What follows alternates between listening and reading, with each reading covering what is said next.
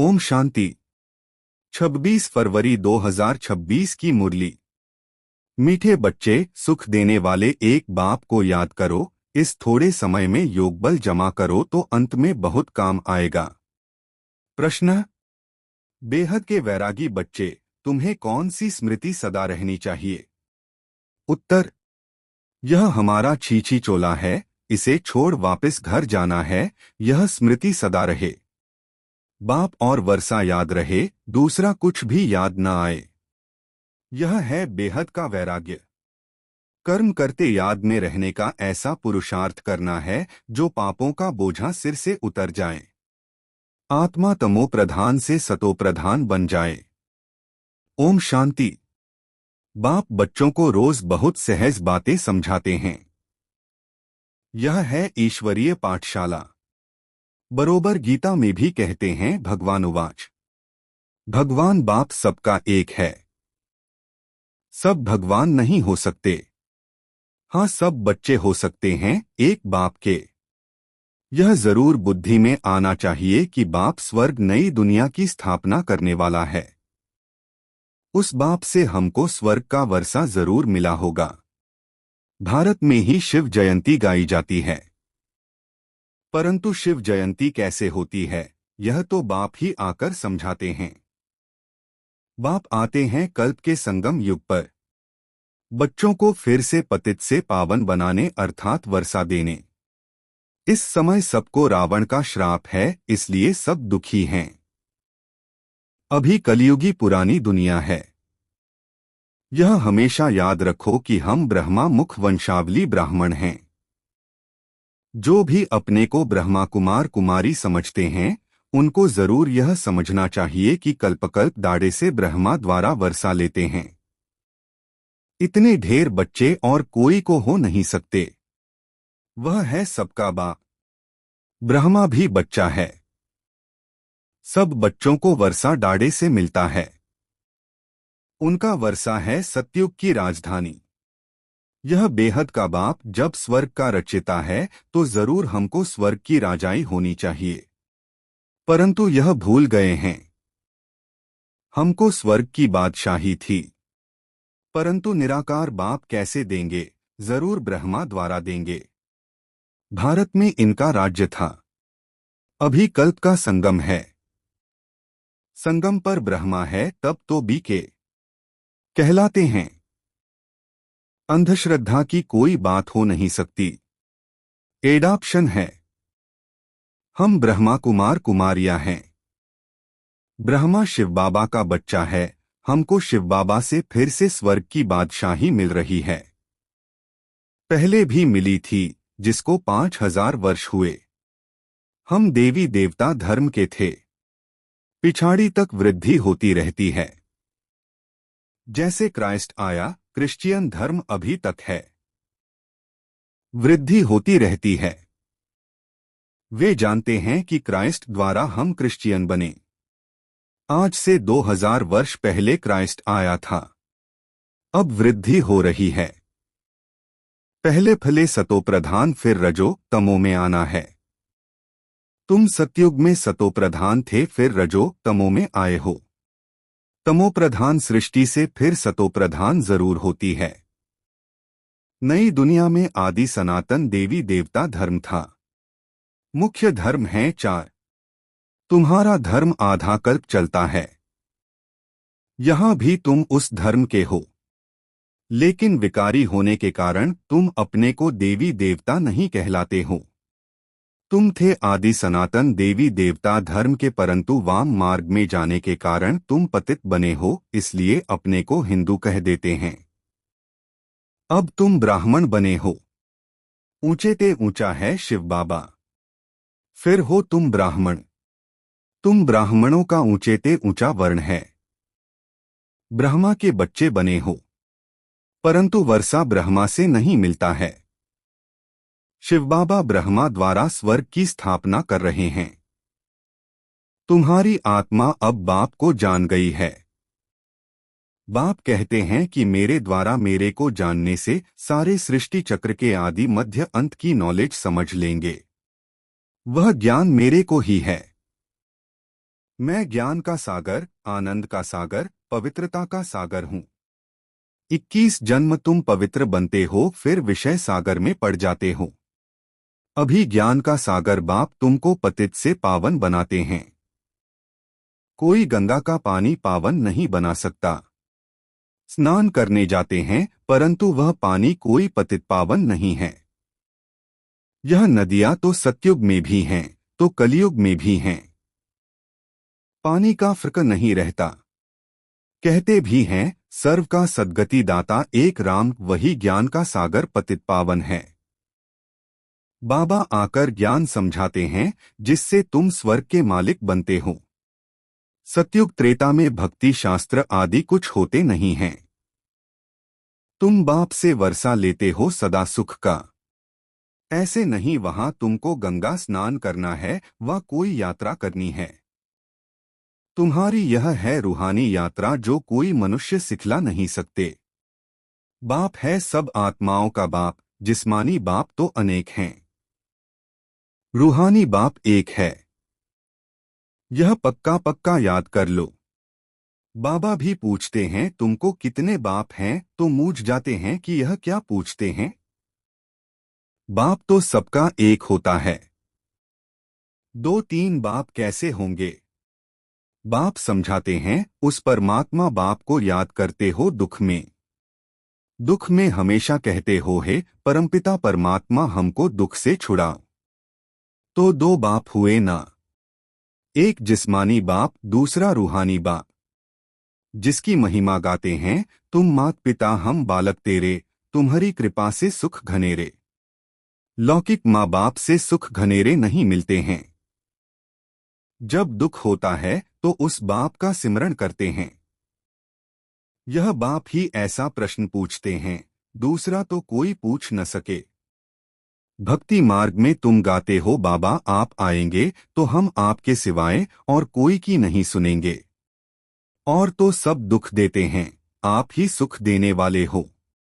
तो बाप आकर याद दिलाते हैं कि तुम क्या कहते थे।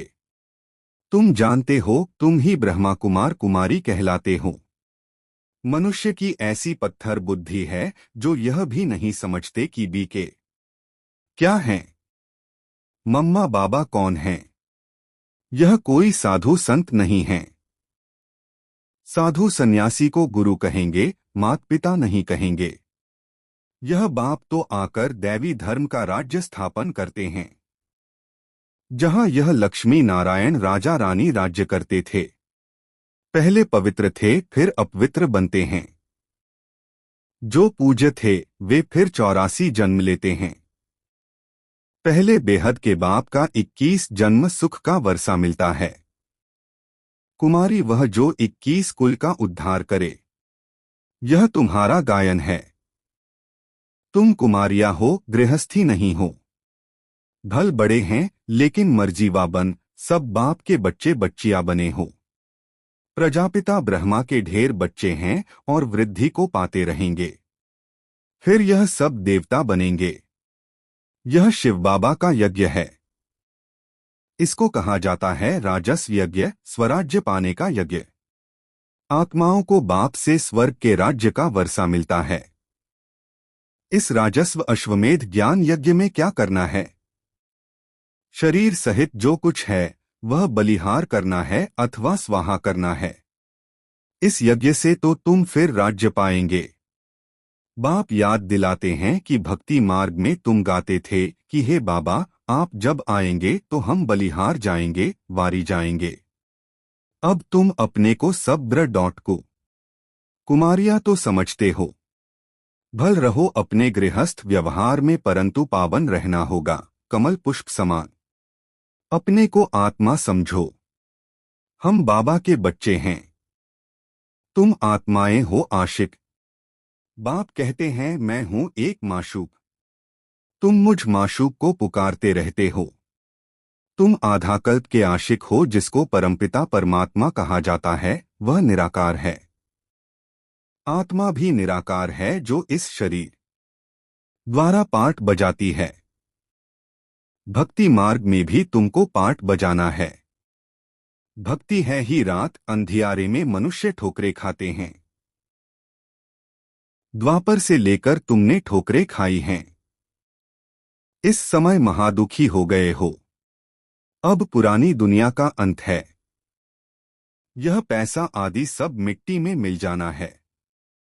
भल कोई करोड़पति हैं, राजा हैं, बच्चे पैदा होंगे तो समझेगा यह धन हमारे बच्चों के लिए है। हमारे पुत्र पोतरे खाएंगे। बाप कहते हैं कुछ भी खाएंगे नहीं। यह दुनिया ही खत्म होने वाली है। बाकी थोड़ा समय है। विघ्न बहुत पड़ेंगे। आपस में लड़ेंगे।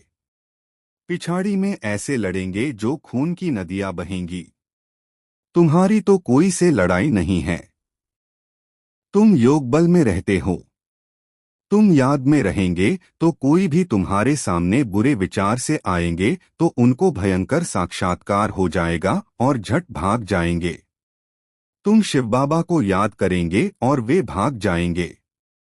जो पक्के बच्चे हैं, पुरुषार्थ में रहते हैं कि मेरा तो एक शिव बाबा, दूसरा न कोई।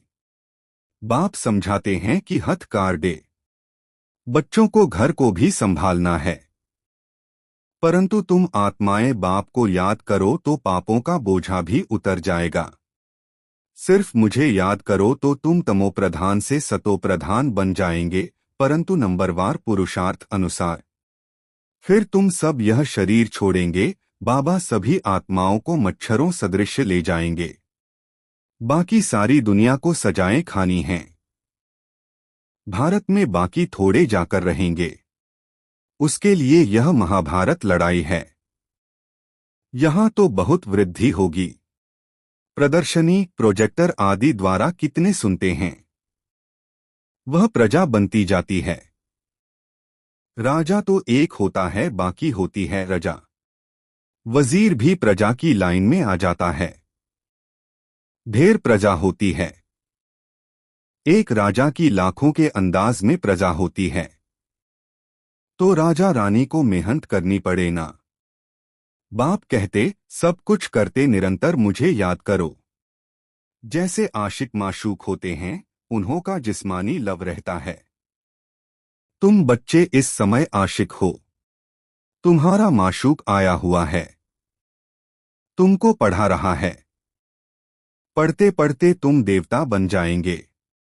याद से विकर्म विनाश होंगे और तुम सदैव निरोगी भी बनेंगे। फिर 84 के चक्र को भी याद रखना है। सतयुग में इतने जन्म, त्रेता में इतने जन्म। हम देवी देवता धर्म वालों ने पूरे 84 का चक्र लगाया है। आगे चलकर तुम बहुत वृद्धि को पाएंगे। तुम्हारे सेंटर्स हजारों की अंदाज में हो जाएंगे।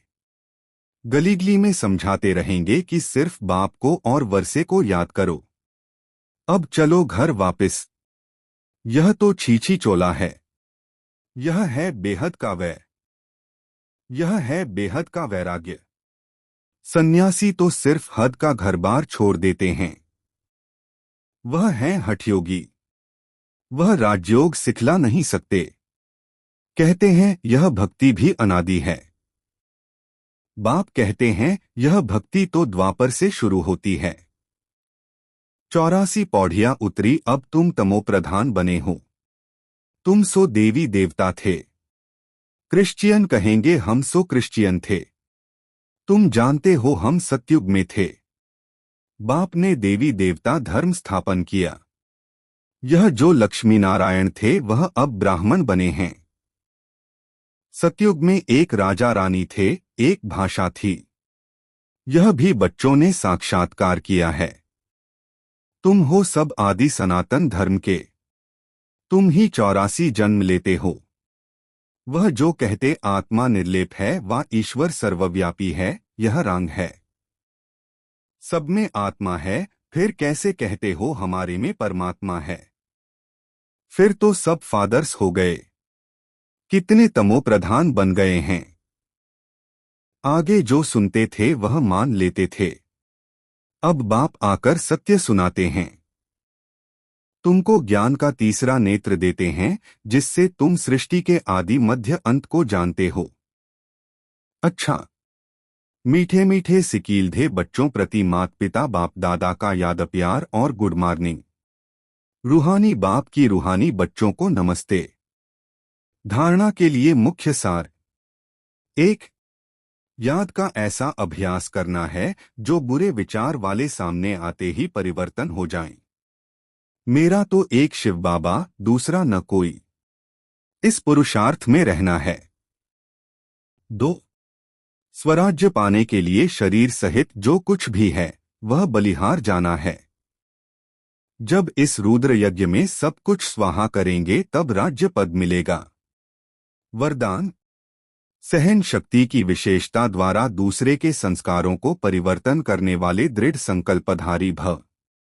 जैसे ब्रह्मा बाप ने ज्ञानी और अज्ञानी आत्माओं द्वारा इंसल्ट सहन कर उसे परिवर्तन किया, तो फॉलो फादर करो। इसके लिए अपने संकल्पों में सिर्फ दृढ़ता को धारण करो। यह नहीं सोचो कि कहाँ तक होगा। सिर्फ थोड़ा पहले लगता है कैसे होगा, कहाँ तक सहन करेंगे। लेकिन अगर आपके लिए कोई कुछ बोलता भी है तो आप चुप रहो, सहन कर लो तो वह भी बदल जाएगा। सिर्फ दिलशिकस्त नहीं बनो। स्लोगन। संगम पर सहन कर लेना, झुक जाना, यही सबसे बड़ी महानता है। ओम शांति।